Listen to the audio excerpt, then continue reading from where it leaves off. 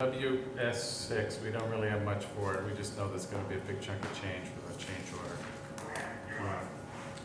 Good evening. This is a work session with the Board of Trustees of the Village of Sleepy Hollow. We'll dive right into our agenda for this evening, which is fairly extensive. And I'll also say that there's some negotiations that we need to discuss at the end of this meeting, so I'll be asking for a motion to go in executive session. I do not expect that we will come back from that executive session and have anything further to do. So we will sign off when we go into executive session. And we will start with our first discussion item, and that is, we've been talking about on-street dining, specifically at the request of one establishment on Lower Beekman. And I'll open it up. Comments from the board? I think it's a great idea. I would love to see on-street dining. I think it makes the village more welcoming, and I think people really enjoy being able to sit outside. One of the things that we had talked about was perhaps doing this as a pilot, as a test at this one establishment, seeing how it works out, and kind of going from there. Is the thought that we would do the pilot and then adopt something, or do we need to adopt something before pilot? We could just do it. We could just do it. Mm-hmm. If we change it, make it as of right, then we'd have to change the code. But it's the same thing with street fairs and things like that. Just go ahead and. Yeah, I mean, I like the Larchmont example, and we might just change a few Elaborate. things with the. Yeah, no, I think I actually think the fee on the elaborate on the Larchmont example. What do you mean? The sample code? What is Larchmont doing? Oh, It's in our packet. It's in our packet. Yeah. We have a viewing audience that doesn't see our package, okay? The fact that there's nobody in the room doesn't mean that somebody's not watching this right now. So all many you. of the communities that are allowing parklets or outdoor dining in the street and parking spaces have adopted a code for such use. Village Administrator Anthony Giacchio provided an example from the Village of Larchmont, which seems to be set up pretty well. I like the idea of charging an annual fee on a per square foot basis. And then I personally think that we should rent concrete barriers. I mean, we're going to have a new DPW garage where we could potentially store them. And, what's a restaurant going to do with concrete barriers in the off season? So Larchmont rents them for, it looks like $25 per barrier per season. So I think, I don't know, I think this is a pretty good example, and we could probably adopt something similar. But I agree, I think we should, if we're going to advance a pilot, we could do it with Hudson Anchor on Lower Beekman, and then consider this example code. No, that was my only concern was the barriers. I mean, I'm totally 100% for it. My only concern is their example is the village will provide and set up the necessary barricades. We don't have them. Right. And where would we keep them? Like right now, do we have space for them, Anthony? Yeah, we have space right now. Where will we get the Jersey barriers from? Like how would we go about doing that? Somebody in DPW will know how to do that. The fact that we don't, as individuals, ever have the need to purchase them. But I don't know how to get a front loader either, and they do. So. Okay. And what does it mean renting? We rent it to the establishment, or Right. on top of their per square foot? Okay. Right. So I looked up what it costs for a concrete block if we were to buy them, and it looks like they're about between $45 and $80 per block, depending on where we get them. So renting them for $25 per season Mhm. is a pretty good return on your money. Pays for itself in 2 Yeah, years, so it 3 does seem years. to pay for itself.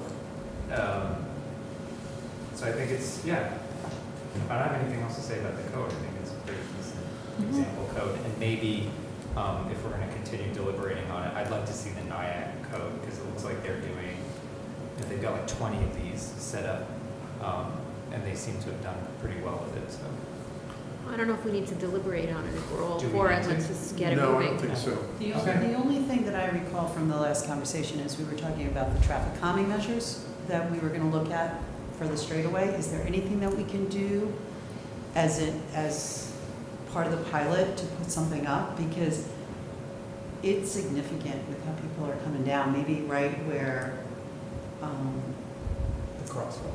I would even go a little bit before that. Remember when we went up to the top of the crown where people are just coming down By Clinton Street. by Clinton? Mhm. And right there, it was identified as a good spot. Maybe we could put a speed hump there. So the issue with the speed hump, the 2 speed humps that we talked about is the Okay. drainage. And I had 2 engineers actually out there, and actually 3 engineers out there. Okay. And it's a little complicated on how to put a speed hump there Sure. because it stops water. Okay. Tonight, for example, would have been a Oh, we've flood. been a mess. So Okay. it's a little complicated, and then you also have to have ADA accessible. Compliance. So we haven't figured out a solution, an engineering solution for it yet. Okay. But what we could do is put up the cones, the Yes. large cones, slow down for pedestrians. And is there a way Or some maybe type to of put- bollard, maybe. Well, Yeah, let's- but that's what I let's- was thinking, or something in the middle, but not just that, like what we've done in certain areas where we put some temporary things up. Or simply, something colorful or a temporary sign that kind of blinks. Well- I think this is, because now we're drawing attention to that area, the very one that the chief and others have looked at to say, we might be in some risk. So I'd like to have that coincide with it and see what we can do without delay, certainly.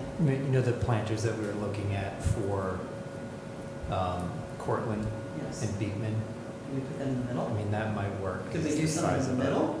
Yeah, Because that was one of the Things things we were in the talking middle of on are the yellow line. pretty well-established traffic calming measures. And that would, it Would would look be nice. appealing. Yeah. I think it's very fitting. Better than A a orange planter? cone. Yeah, The only thing is people coming up out of Clinton, if they were to make a left there, that kind of would be right there. Well, maybe we do it a little bit A further little down. further down. Because that's where it widens. I Right. think we have to just be careful with the traffic, with the opening to the parking lot with Bridgeview. But there was that area, Yeah. so maybe you do something before and after that. I don't know, somebody Yeah, have to you- look at the positioning of it, but then maybe you put it a little further down. Because isn't there a stop sign? no, Up there, Clinton? See, that's why There's no people stop gain. sign. not yet. No, I know, we Yeah. can't get Clinton that. on Street the- goes through, that'll be another story. Right. So, Right, for sure. There's no crosswalks at Clinton. No, Right. there's no No, crosswalk. It doesn't. so here's my suggestion. Okay. That we go ahead with granting the approval for this relatively small space, Agreed. an anchor, and at the same time, we have DPW put a traffic calming device or structure in the middle of Beekman, in that area right there. And I think, if we were standing there eyeballing it right now, we could figure out what is probably a good spot for it. But it stays away from all of the problems with drainage and everything else. And we can make something that's relatively attractive. And we have a bunch of the stuff already as well. So the concrete planters. Mhm. So why don't we, you guys good with doing that? Yes. Target date Monday? And Yes. if we can Sure. install it Yes. sooner, then Yeah. Yeah, That'd be great. Great. then if we can do it tomorrow, then the target date is tomorrow. Yep. We should include this hold harmless agreement that they sign off on. Yes. Mhm. Yes. Okay. So, Mr. Giaccio, you'll work out the legal stuff that we need from Anchor and the logistics, and we'll think realistically probably Monday. And then we will continue to look at, we'll monitor and see how it works, and look at these other policies to see, you know, what we can borrow that's going to work for us. Good? Okay. Next up, the Ichabods Bulkhead design option. So everybody's had a chance to read the engineering report and their recommendations. And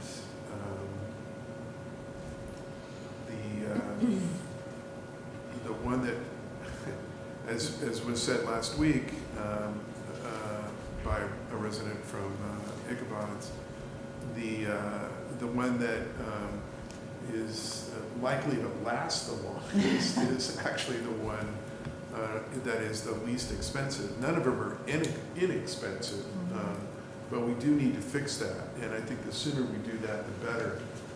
That we get that area back in front of Ichabods as the Riverwalk is being developed in front of Edge, and you know, move from there. I like the idea of the riprap. I mean, the downside, you know, we've kind of informally talked about it. We've had some formal discussions on it. The downside of the riprap is you can't pull a boat up to it as you can now. The counter to that is there is a pier immediately to the south. There's going to be another pier immediately to the north in front of Edge. So we're going to have these other options if and when that kind of river traffic comes back. It's not like we're saying we can't ever have that again. But other than that, I don't see a particular downside with going with a riprap approach. So that was my way of opening the discussion for. It's fine with me. Yeah, I like that idea. It's more sustainable. Yeah. It ties in with what's going to happen in front of Edge. There's consistency along the whole waterfront there. Everybody good with that? Yes. Yes. Mr. Giaccio, let's see what we can do to turn that report into a biddable document around the riprap approach. And if we can get that out. You guys good with, I assume that McLaren could do that? In time for when? They're going, so what we're gonna do with this is, they have a lot of the work done already, and this is gonna be part of the grant package for the CFA grants. So they will probably, by the end of the month, they'll have these construction drawings ready to go for riprap. Okay, that's good. We can get them out to bid and sometime in, so we'll that could be exciting. We could be doing that at the same time that the other work's going on, a little further down on the lighthouse. All right? Let me take that opportunity to just announce to anybody who doesn't know it that the county has actually put together the money and a contract, and it has a contractor and is ready to rebuild, renovate the lighthouse, what we all know as the Sleepy Hollow Lighthouse. It's proper, if not official name. It's gotten very expensive over the years. It's almost $3.4 million. Part of it, that expense is because so much of the lighthouse, the stuff that's damaged and not in good shape, is the stuff you can't see. It's underwater. The combination, I've got some rock and cast iron foundation has been sitting in the water for 140 years now, I guess, or more. and is not in good shape. And as we just had a really good example, a really unfortunate and very sad example of what happens to buildings with foundations that are water damaged just a week or two ago in Florida. There's a lighthouse, it's not the same kind of thing, but let's fix it while we have the chance. And that's what the county is doing. So it's kind of exciting. They expect that they will start work in August, this August, and that they will actually be done by November. So it's a very aggressive approach to doing this, and that would be terrific if they can actually pull that off.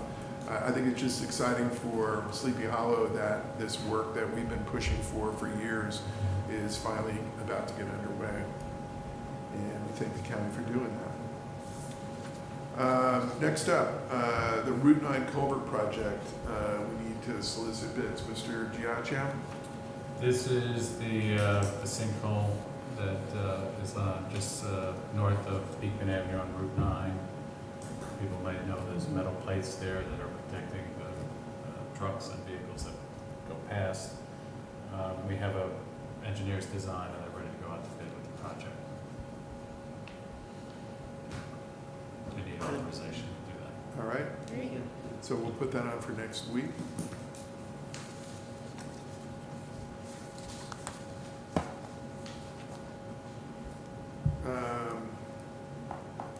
The next up is we had a request for a memorial bench.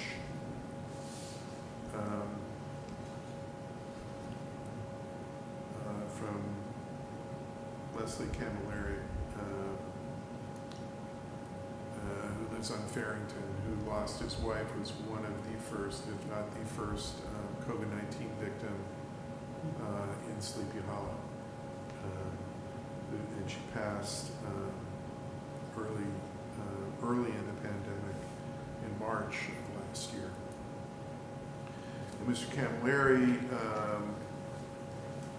wanted to put up a bench someplace, and I would think someplace where you can see the river, where there's a view, and put a small plaque on it that has just a memorial to his wife, Annette.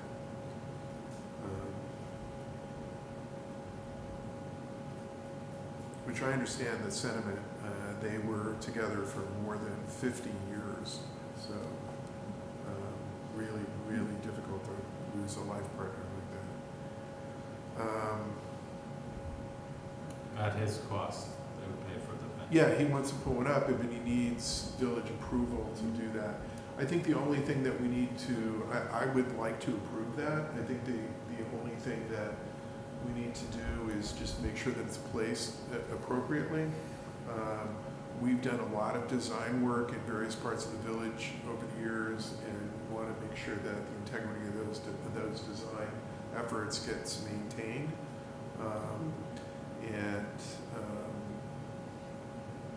I think we need to work with them on that. Question, do we have a bench spec?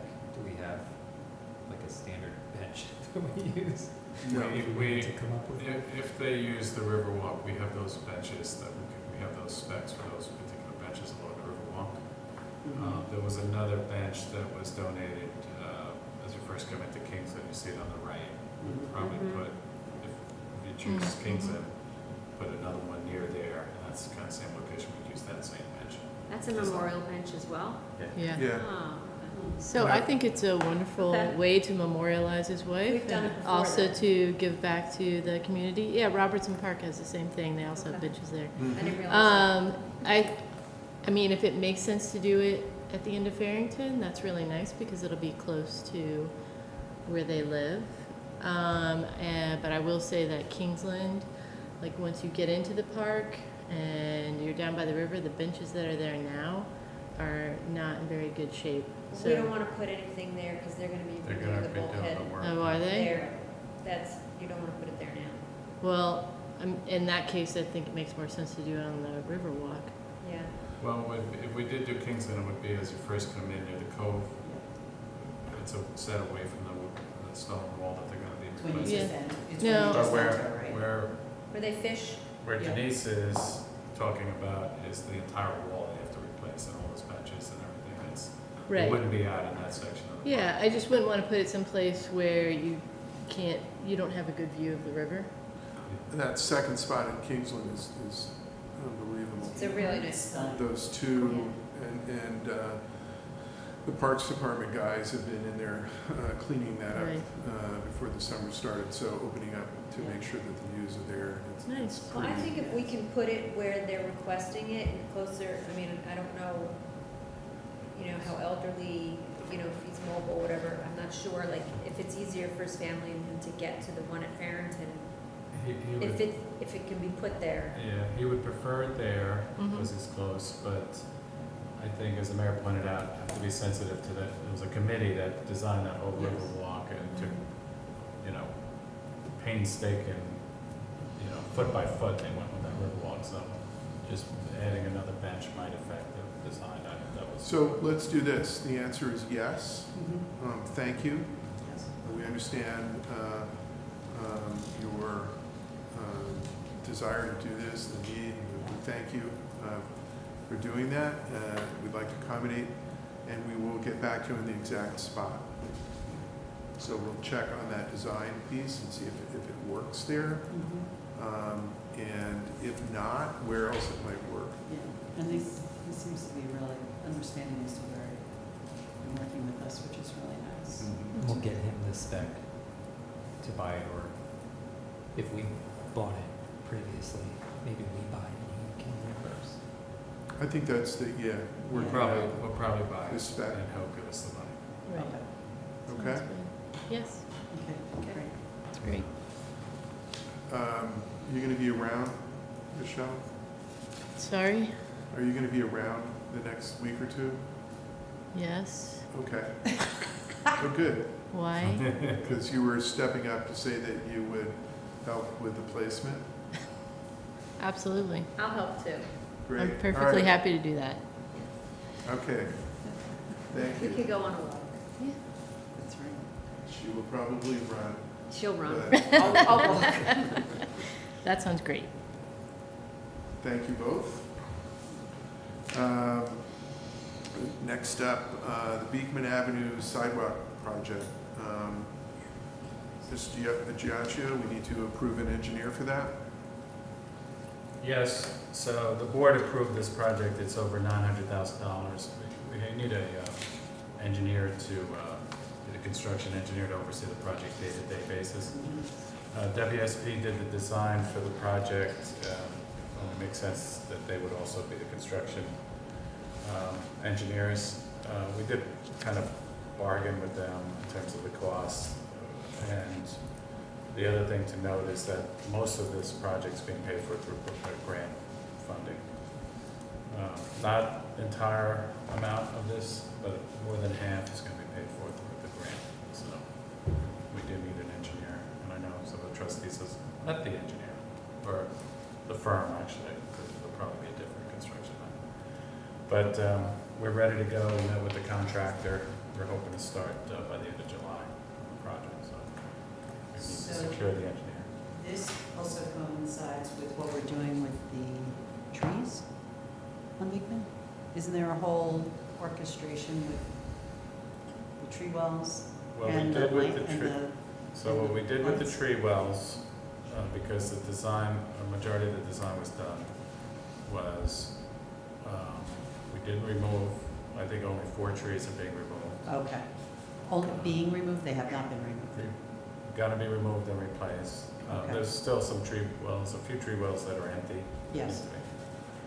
We're going to, the solution to the existing trees was to widen the tree well perpendicular to. Right, so it didn't go Parallel into to the road, walkway. rather. Yeah. Right, To widen it, to give more, allow the roots to grow that Okay. direction. We also met the engineer last week and talked about maybe adding a few more tree wells in front of Morse School, because there are no trees in front of Morse. huh, We have to do that in the field when we open the sidewalks, because we don't know what's underneath. all right, There may be utilities, sewers, electric, that we have to work around. So set that yet. And But there's we are enough, there's enough space with the planters there?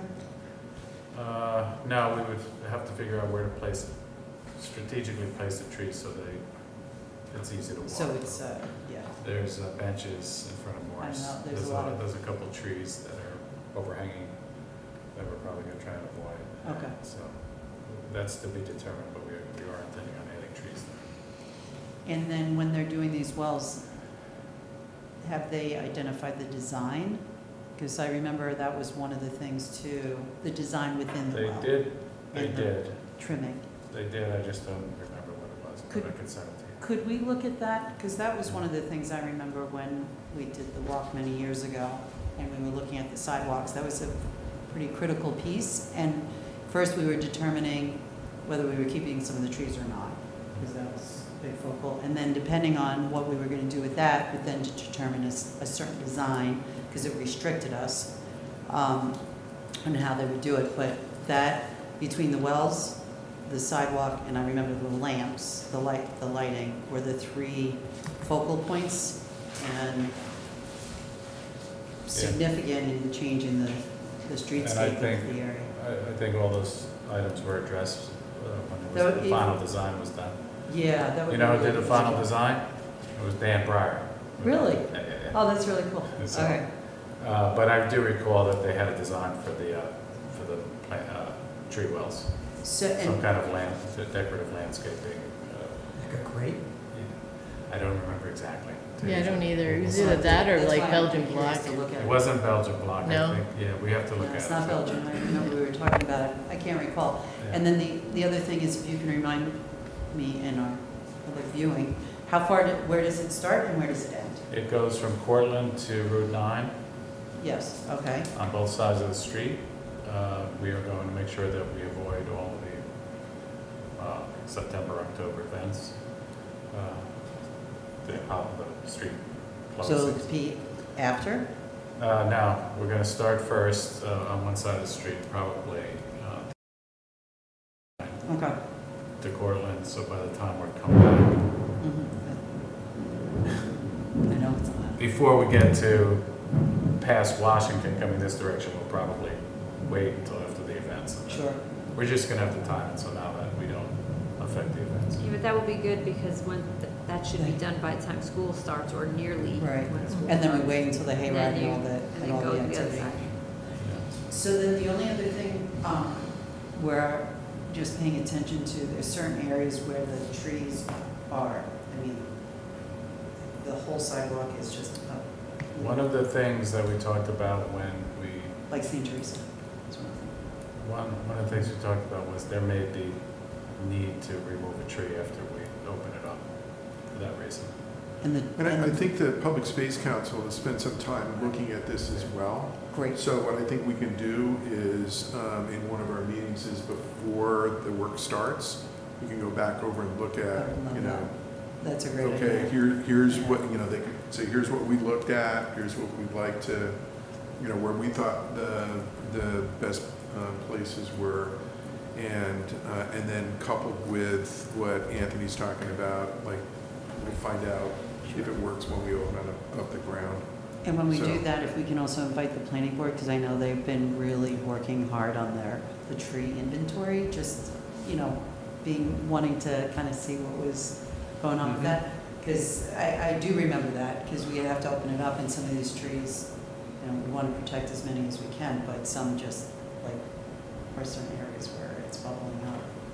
So let's, Thank you. back to the immediate issue, we need to put something on for next week.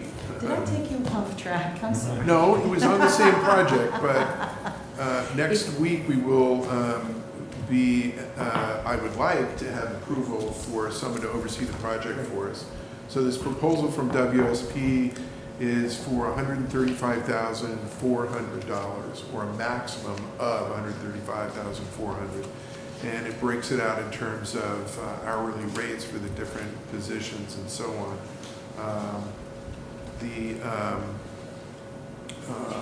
So we need to do that. I think for a $900,000 project, we certainly want to have good oversight. And I think having them do it is appropriate, as Anthony was saying. And I think given the cost, that's a reasonable price for their work to do that. Okay? Yes, thank you. I'll send the plans to the board tomorrow. I have them electronically. I'll send the whole plan. Okay. Great. And I think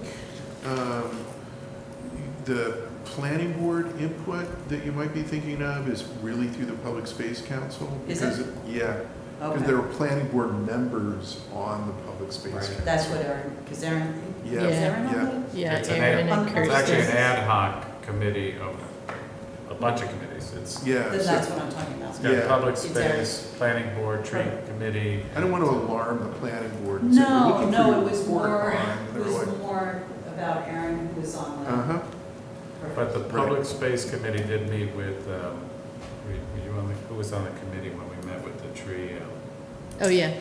guy? So a lot of this was vetted out before the design was out. I love the wells And look the- pretty. For you, I don't know if you. I'm about the pretty wells. Yeah. Let everybody else do the For, trees. Jared, Yeah. just to, since you were new, the Public Space Council came about because of the Riverwalk on Riverside Drive.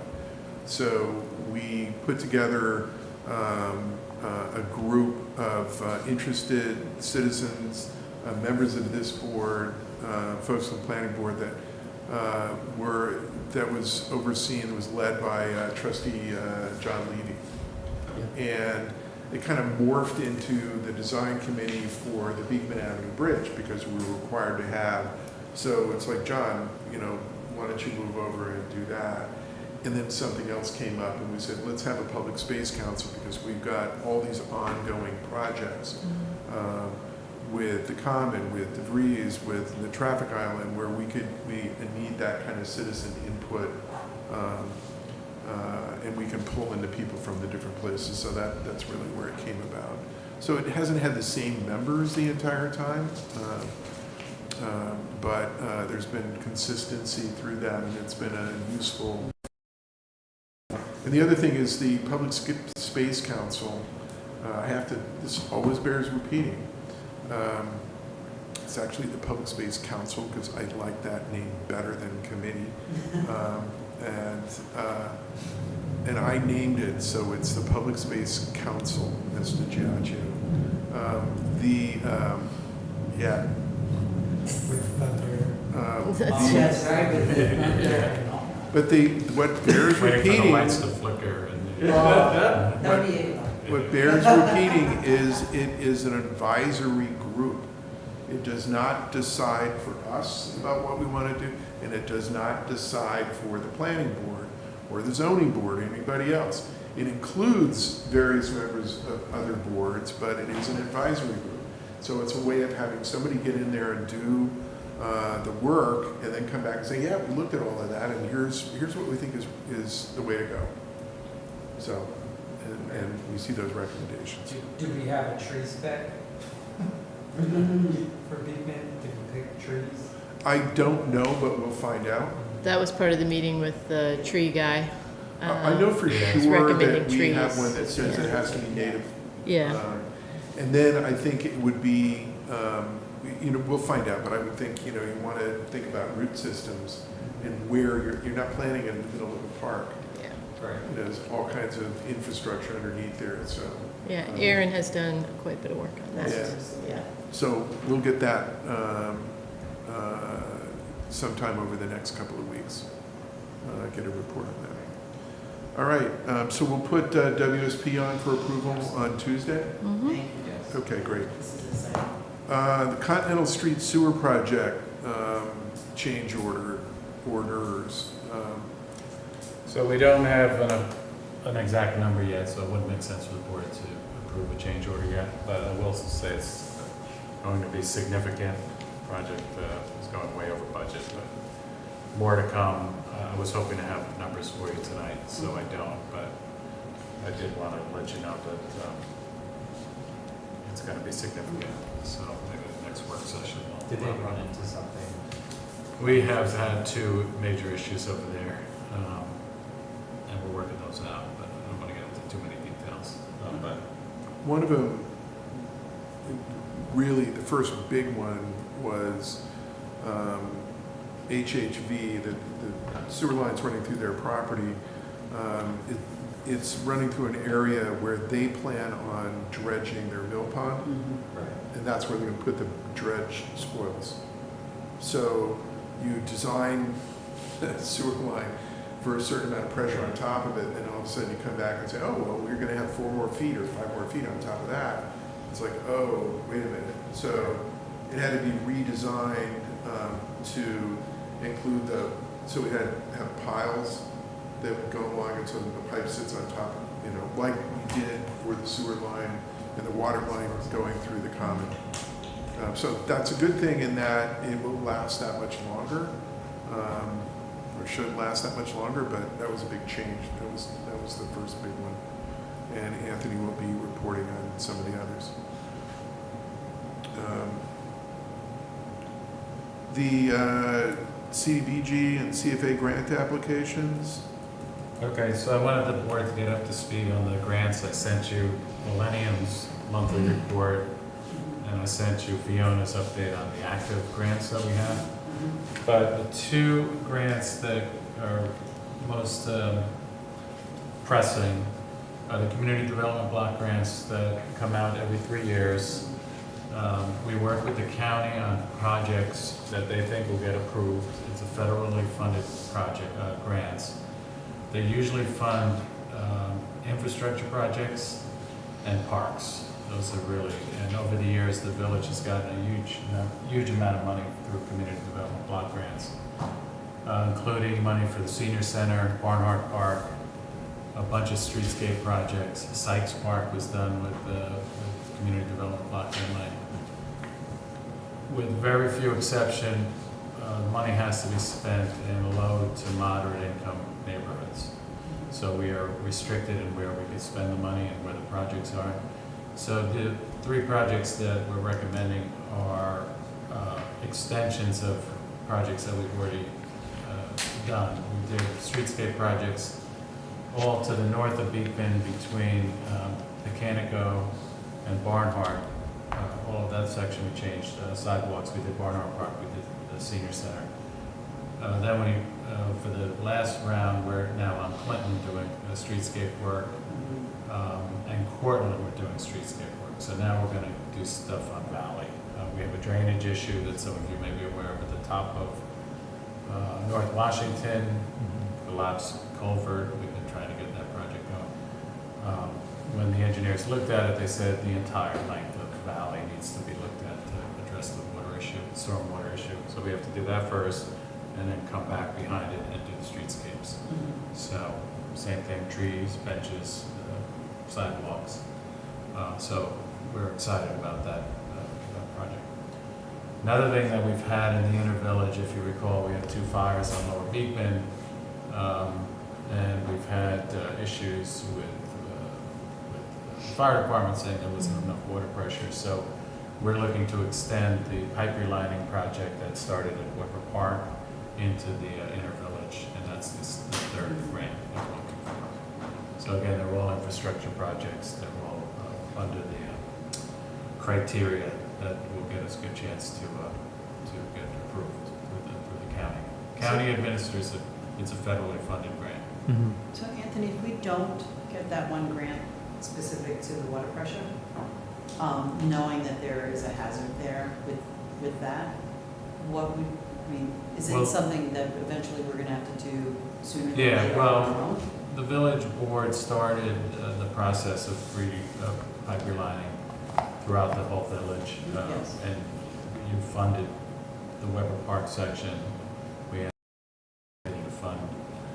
It starts at the higher end and then works its way down. So this is kind of an extension of the project we probably would do anyway, but we're seeking funding for it. Sure. So all 3 projects, we've asked for the maximum, which is $250,000. The village would have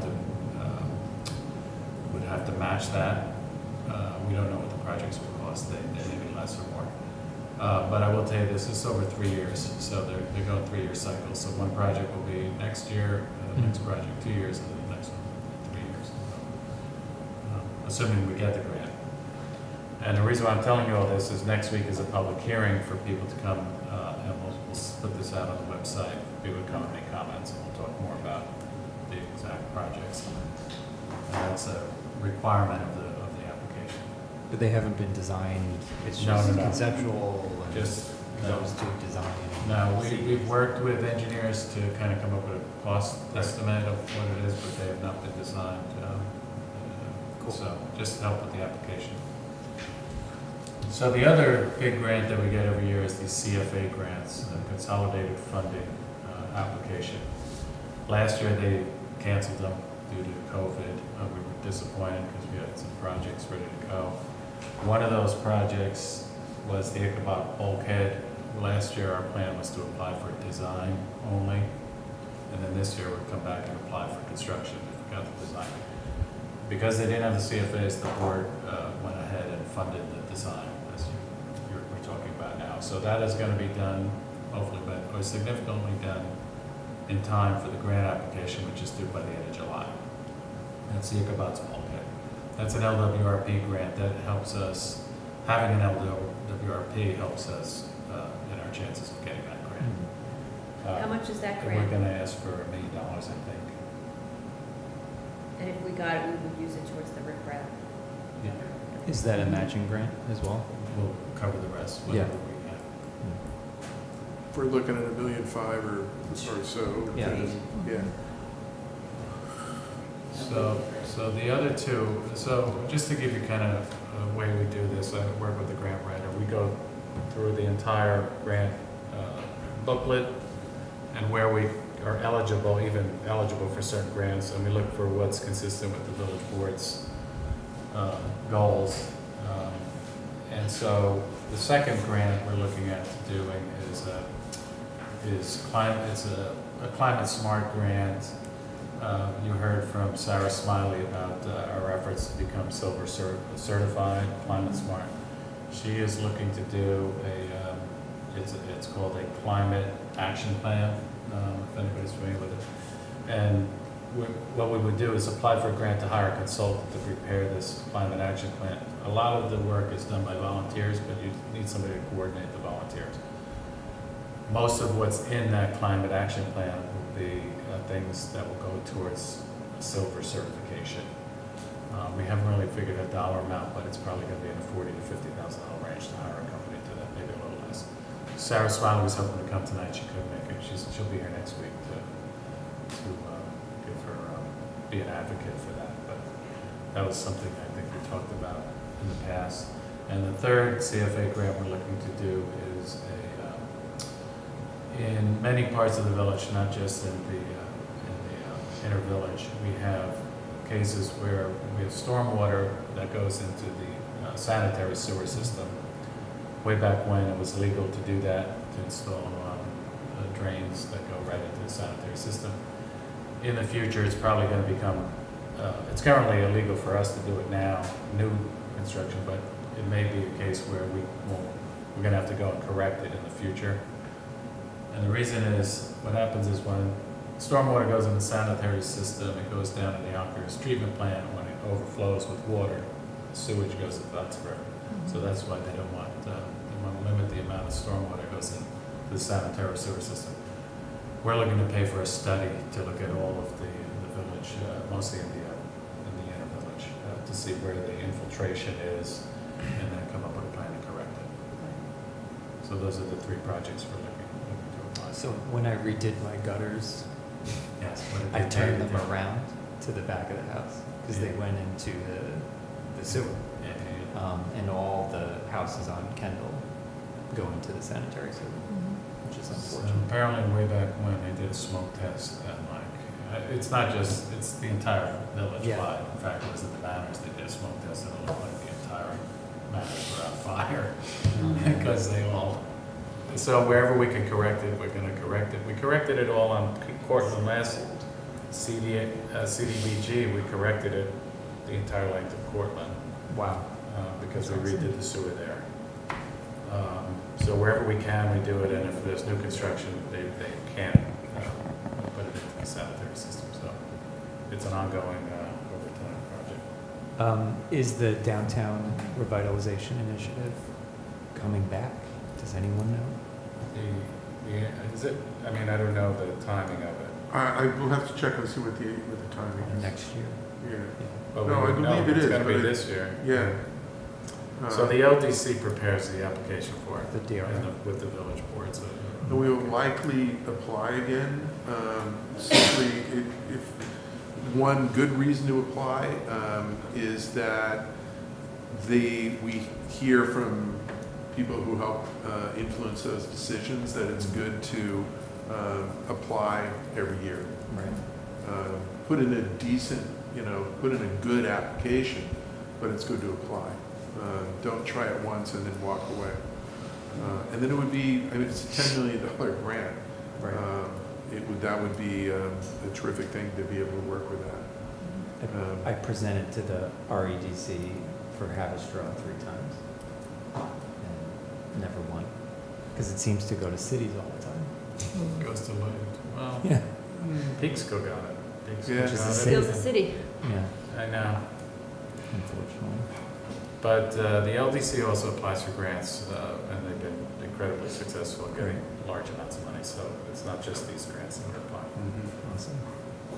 So I'll get you an update on where the LDC is on that and where their grant writer is. Okay? Great.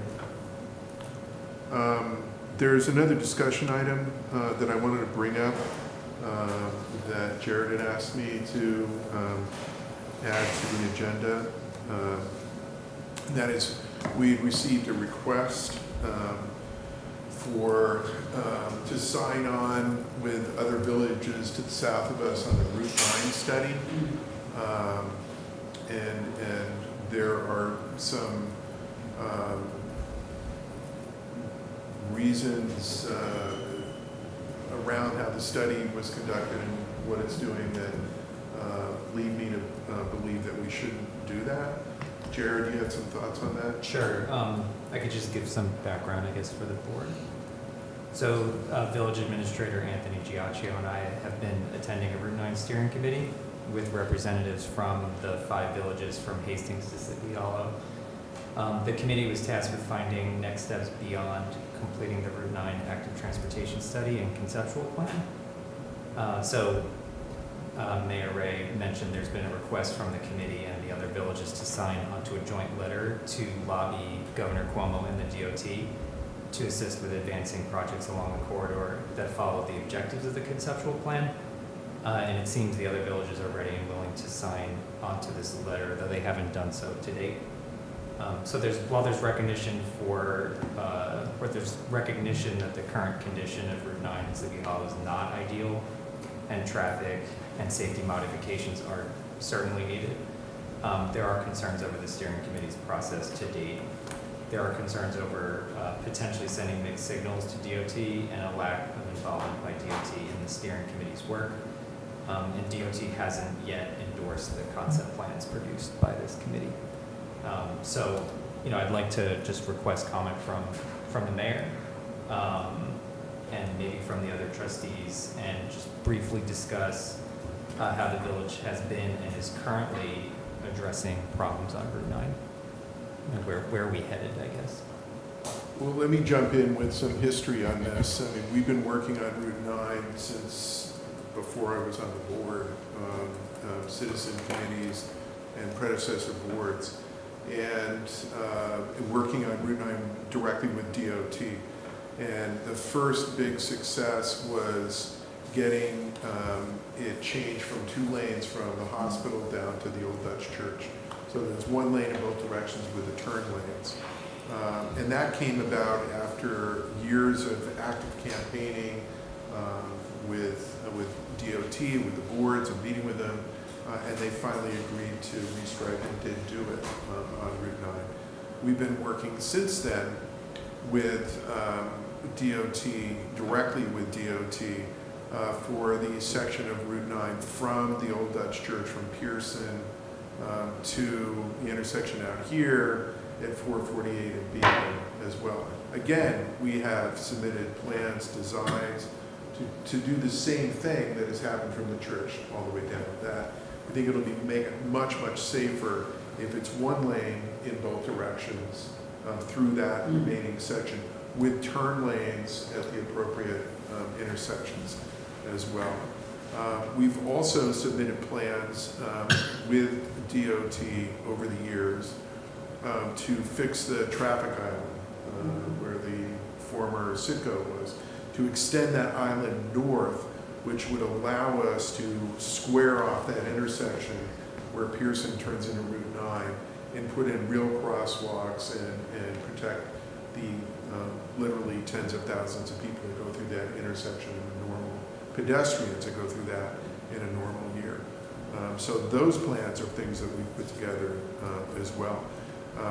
A sense of how long it takes to do things with DOT is the timing of getting our pedestrian traffic light at Route 9, which we got last year, after promises that it was absolutely going to be installed before the season, before the summer and fall season in 2018, and then again in 2019.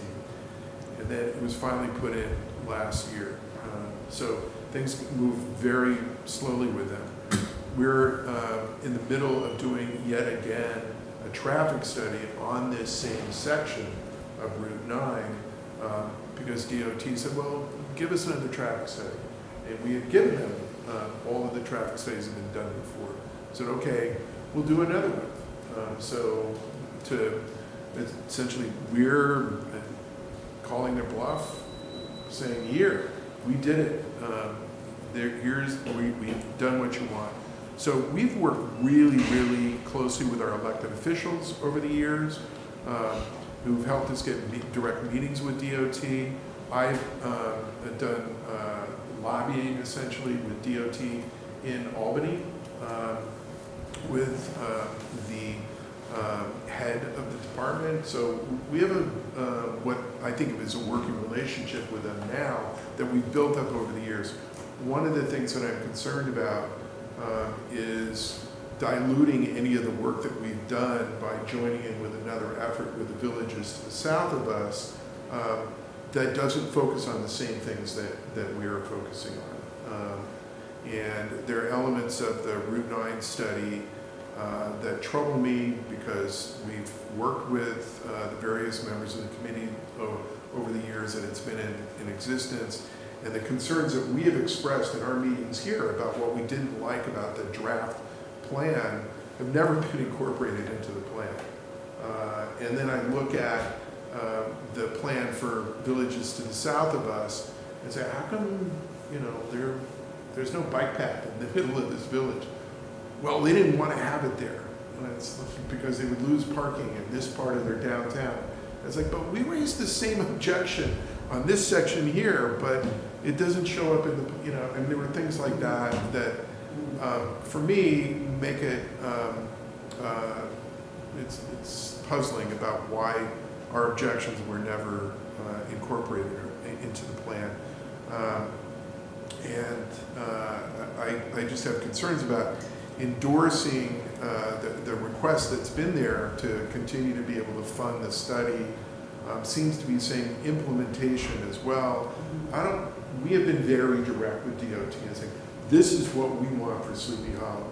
We think this is going to make that big intersection in front of the church safer. It's going to make the intersection out here safer. It's going to make that whole section of Route 9 safer. And we've worked really hard on that. We spent a lot of time. We have had a lot of people that we've hired or experts that have helped us with that. And I don't want any of that to get set aside if they think that, oh, no, now Sleepy Hollow is part of a different effort, moving in a different direction. So we've continued to work with DOT and very closely with them through what is a difficult agency to get, productivity out of, or our kind of productivity anyway. So I'm not in favor of signing it off on the Route 9 plan. It's certainly not the letter that's been circulated or the redrafts of the letter. I think we need to continue to focus on the plans that we've already drafted for Sleepy Hollow and push those through and make sure that we get them. Well, I guess my question is, since, you know, we have been working really hard to try to get these changes made on Route 9, and I know there are many things in the study that we don't agree with, it seems really hard to actually get those things implemented that we want done.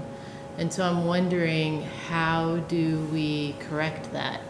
So I know, for example, in Austining, they have like a DOT liaison for Austining. Can we do that?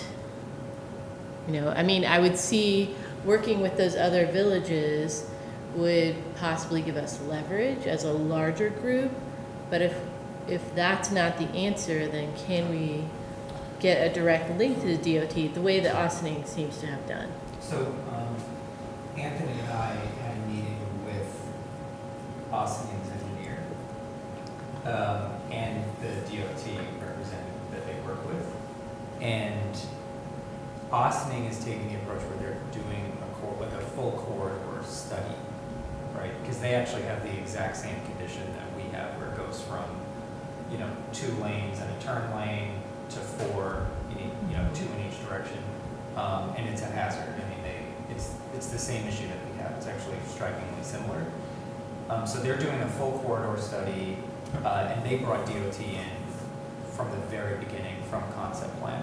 I think that's one of the issues potentially with the Route 9 studies, that the DOT wasn't involved with the concept plan. So it might make it more difficult for them to pursue projects. We're at a point where, we could pursue, a more in-depth corridor study. Or we could work, directly with DOT, as you mentioned, and maybe draw them in closer to focus on concepts. But it seems like we're already past concepts, right? Because We have actual plans, Yeah. and I think we're past Submitted. liaison Yeah. kind of stuff too, because we already have people that we're working with within DOT, and people that are aware from the highest levels about what we're trying to do here. And the folks who come to our meetings from DOT, we're not starting off kind of from scratch in a sense. What I'm worried about with a liaison is the kind of, okay, if that's our goal and we get a liaison, it's like, all right, great, now they're going to pay attention to us. And then for DOT to say, oh yeah, they're good, we gave them a liaison. And it's like, what are they complaining about? They haven't even met with the liaison yet. They only met once. It's only been 6 months. It's only been, it's like we have a certain amount of momentum already with the things that we've submitted over the years and the people that we've been working with. And we need to continue to build on that. We've got the kinds of things that you don't always see, certainly most people don't see, is the efforts that we've been making through the LDC, for example. One of the ways that we've been lobbying really hard to get grant dollars for the Common, and that's been successful. We're working now to get grant dollars for the bridge from across for the Continental Street Bridge. And some of the folks that are involved in that process have been our former top people in DOT. So we are working with them to say, hey, we've got this other project that's underway as well. So we need you, every time you talk to DOT, and the folks that you talk on this level, to make sure that they are continuing to be aware of our project and what we're doing. There's another thing that I think matters to us right now. One of the things that DOT said, because we're saying we're talking about not a new road, we just want you to restripe. Like, how hard is this? And they've always said, oh, we hate doing that. We won't do it. We will only restripe when we repave, which we know isn't true because they've restriped in Sleepy Hollow on Route 9. But it's what they say. We know that Route 9 is going to be, this section of Route 9, our section of Route 9, is going to be repaved in next spring because Con Ed is starting gas relining through this whole strip. So when that's done, they're going to be repaving Route 9. So we know, we're like, okay, this is the time to, you know, we're there right now. And it's, so I think the kinds of things that our colleagues to the south are trying to get, many of those things we already have. We've built that up through our own efforts over the last several years.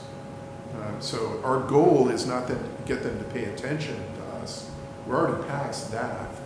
Our goal is to continue to implement the things that we want along this section. I I guess just it's wanna- just taking longer than I would be happy about for our village. You know, I just feel like they're not really listening to us. It just seems like they're not really listening to us. It's very slow, and I'm worried about us being part of a larger project with a whole bunch of other moving parts that we don't have any control over, to say, okay, is that going to speed things up? I really doubt it. No, absolutely, and that's one piece of it. The other piece is, you know, if there are people that we're working with on the east parcel at the commons already, then, you know, I guess I'd like to see them work a little harder I to just get wanna, some of these things done. I just want to add to it. I mean, I think that the scope of this group is very broad. When you're talking about all these villages together, it becomes one big broad thing. And I think by signing on to it, our needs would get lost in that broad scope. Each village is going to have different needs, and I think ours might get lost. And like Ken said, we've already got some progress going on, and there are some relationships. They've been here. I've been to meetings with DOT here. Anthony, I've been up there a few times. I mean, obviously you've been more involved lately, but I think if we sign the joint letter, I think our needs would get lost in a broad scope of what is a general vision for the corridor. And there's another thing to think about as well, and that is, we're already spending money on this stuff. We spent a lot of money on We are, that. yeah, we're, you know, when they're looking at who's doing what, like I like our chances on CFA for the Ichabods waterfront, because we already we said, all right, we're going to go ahead and pay for the engineering study ourselves. So we can go and say, well, we're not asking for all of the money to do everything. We said, we already did it. Here's the engineering stuff. Here's what, you know, here's real plans to the project that we want. Please help us fund this. I think that makes a difference when they're looking at what are we doing. So we're funding another traffic study specifically for DOT on this specific piece of road. So we continue to not just, we're not sitting out here saying we will do this if you give us the money. We have already done that part of it. We're saying we want you to do that. We'll do the work. If you would let us do it, we would extend the traffic island. They started saying, you know, a year ago now, last year is the year that wasn't, but a year and a half ago now, they said, oh, you can extend the traffic island north. And it's like, really? We're great, we'll do it. And it's like, okay, but nothing permanent. And I was like, well, what does that mean? You know, okay, bollards? And it's like, well, yeah, you can do that. All right, well, we'll put them out there. It's going to be ugly, but at least we can start, you know, slowing down the traffic and making it more sane around it. Then they came back and said, bollards? No, I don't think so. You know, but we have made it really apparent that we are already moving forward. They can see what we're doing. And I think it just, we're in a fairly strong position already. If I may too, I'm more in support of each village doing the independent work, and I'll explain even from a different perspective. Certainly, you get lost, and you're trying to protect it, and you don't want to get lost in this larger project. But I really do believe that if each village does what they do well, and they touch that, then they individually, it will paint the bigger picture. And the cohesiveness will not come from signing a piece of paper, but rather each of the villages having the discussion so that you can keep the higher conversation going. For example, what you've done with Ossining. you're gonna get some sound bites out of there that could, maybe we can glean some additional information to consider as we're looking at these projects specifically, because even though we have striking similarities, that's where the good part is, because then we can learn from each other's best practices, but we shouldn't take our eye off the prize, so to speak, of what we have to do individually. I say that because I always get caught up with the two different types of bikers, because that's really what we're also looking at too. We have the avid bikers, and if we kind of go back, and this is kind of from my memory, with the bridge and the bikers coming over, and where are they going to go, and how are they going to, you know, where are they going to go now? Because all of these bikers are coming over from Rockley because they have their path, right? So that was one. The other is that we're having an increase community that would like to bike. So that's more of what I call the local bikers. Both of them rely on the fact that we have safety. And the safety comes from doing exactly what we're touching right now, in my opinion, by going down to one lane, by making sure the stripes are there, by making sure the turning lanes, that we have clear islands that are going on. Again, it's identifying what we have to do so that we have the safety for all the different types of bikers. And I don't want to get into the weeds about whether we're taking a spot out here or a spot out there, you know, a parking spot. Because if it's intended to go away because we're working on a project that makes sense on what we're getting from a grant, then the parking spot makes sense to go away. But to make it about one specific tactical approach versus then seeing how it has an effect, I think we just have to be cautious. So I'm looking at it from the safety perspective as how it relates, and I really do believe if all the villages do what they're supposed to do, because we're listening to what the community wants, we will put a better blueprint together. The last thing that was very important for me, and I do think, I understand, Rochelle, you know, like everything, you know, it's like the hurry up and wait. One of the things that was significant for me is the project we were on with the comp plan. I didn't want to lose sight of the fact that what we do with roads coming in and out of our village to have an adverse effect of what would happen with Route 9. I didn't want something in my view, this is my point of view when I say but I think we would run a risk if we started to prematurely start making decisions based on this higher scope when we're in the middle of a comprehensive plan of how we're changing different roads internally that could be feeders to Route 9 or get traffic off of Route 9. You know, and that's one of the significant things that we're trying to figure out. That comes from the public hearings. So we might not even find that we need to have a certain area where they can get routed. And that's where the avid bikers, they'll find it. And then you bring economic development because you bring them to the shops that are in Sleepy Hollow. So I know that's a lot to kind of take in from it, but I have been watching this for a while from afar.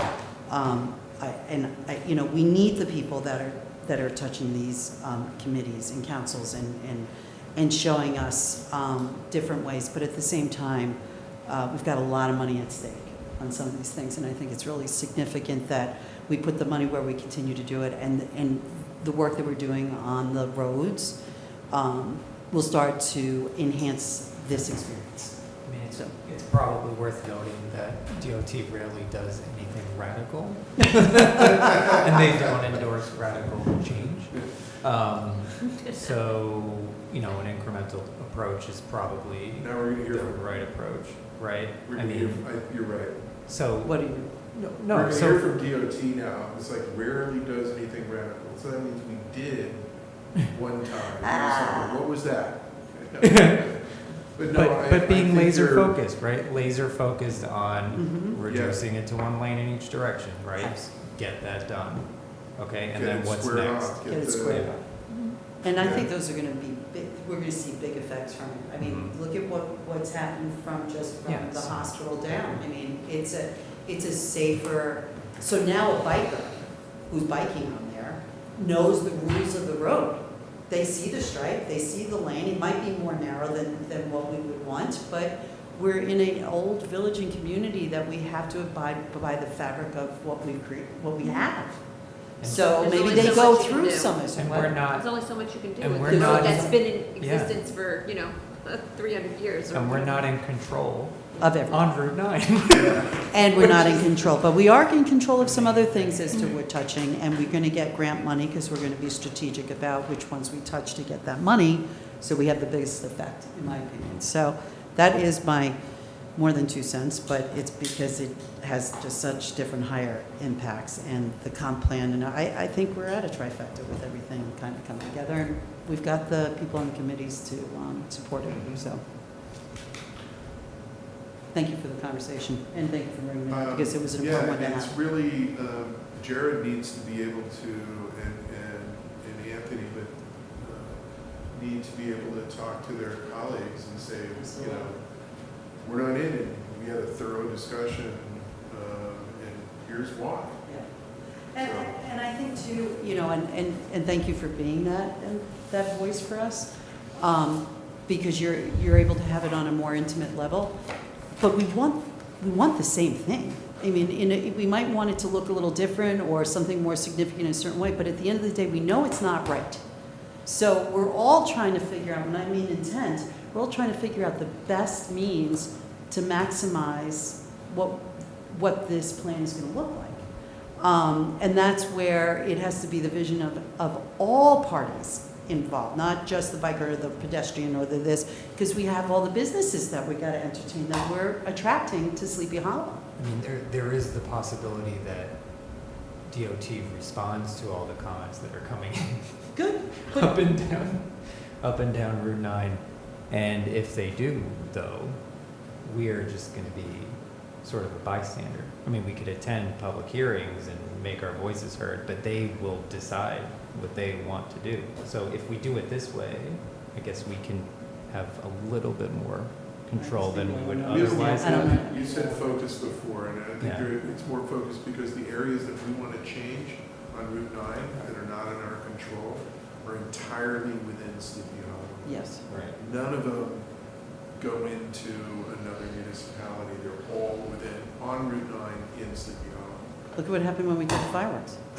We want our own fireworks. I mean, Yeah. I'm being a little tongue in cheek, but you can't, like, even that, like, when you're having, we're evolving, we're having different, objectives, we're having different priorities. I just think having the conversation is critically important, so you get those sound bites to help us, and we want to be that player too, but I agree, we have to keep it within our boundaries. I've got, good? Yep. Great. Yeah. I've got two things. One is we need to have a discussion over the next month or two about the American Recovery Plan Act, or ARPA as it's known, which is money that's coming from the feds to municipalities all over the country. Sleepy Hollow is in line to get just over $1 million from ARPA. So these are grant dollars. What we're going to need to look at is how we can spend that. We get it in two chunks. We get half of it at the end of this month, and the other half a year from now, so in 2022 at the end of July. So that's a significant amount of money. You need to look at, we'll circulate the piece about what it is that we can actually use it for. And there are some things that are easier for us to look at. Water projects, for example, are eligible. We got a ton of stuff to do there. We can look at what are the different kinds of things that we want to do, and what we have to do to actually qualify for that. Get that done. Anyway, something to look at over the coming month. The other thing is there's some negotiating strategy that we need to discuss. That is appropriate for an executive session. But before we do that, On a slightly lighter note, I sent an email a couple days ago about another addition to the agenda for tonight for discussion. Another, Addition to the agenda I'm tonight for sorry. discussion. And that is a potential mural at Sykes Park on the asphalt area that's there, right next to where the playground structure is. There's kind of a common area in the middle. And then today, I think, I sent some just photo examples, not what would actually be there, just Right. examples of playground murals.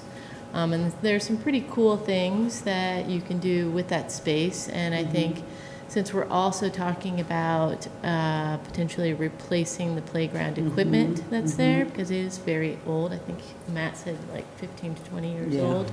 Yeah, This would be a nice add-on to that project. It would be, I think, similar to the wishing wall. We could structure it as a community project, outreach with Deanna to local kids, local businesses, get community involvement.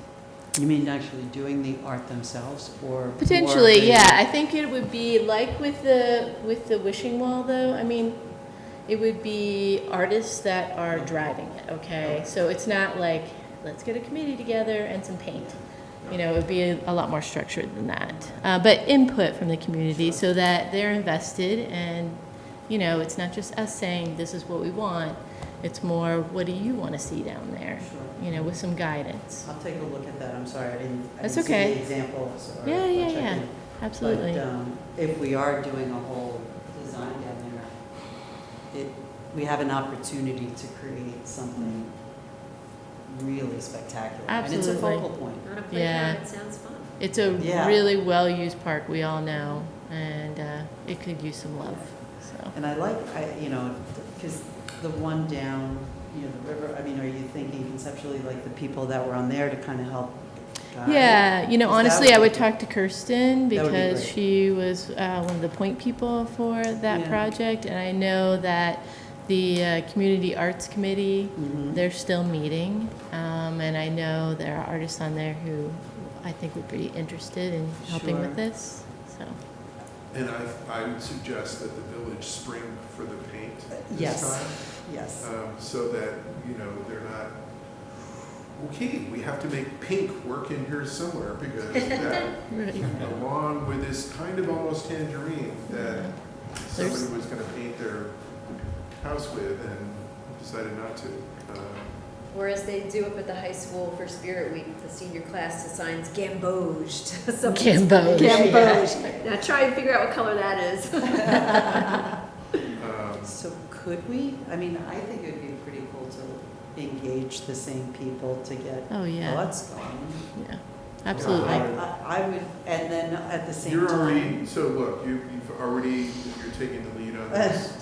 And let us know what you need from us and when Okay. you need to approve. I think timing it with the playground. Yeah, definitely, It's awesome. Yeah. And there's a Yeah. lot of asphalt there, it's just, Just not yeah. necessary. Yeah, Yeah. it'll look great. Yeah, awesome. thank you for bringing that up. Yep. But, cool. Thanks, guys. Exactly. Okay, can I get a motion to go into executive session to discuss negotiations? Some of, Seconded. are you, Yeah. are you, Moved and seconded, all in favor say aye. Aye. Opposed, abstentions? This is an executive session of the Board of Trustees. I expect that when we finish our discussion, we'll merely come back to end the executive session, and then we will adjourn the work session and take no further action tonight. So thank you for joining us. Be safe, and we'll see you next week. Good night.